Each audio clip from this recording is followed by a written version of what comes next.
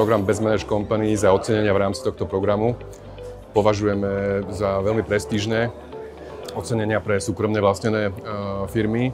A my sme sa chceli zaradiť do skupiny firiem, ktoré nosia toto ocenenie v rámci 45 krajín sveta. Takým hlavným účelom alebo cieľom tohto celého bolo zviditeľniť sa ako spoločnosť. Samozrejme, chceli sme sa rozprávať aj so svojimi ostatnými partnermi v rámci biznisu. A áno, že keďže sme slovenská spoločnosť, tak sme chceli byť dobre vidieť.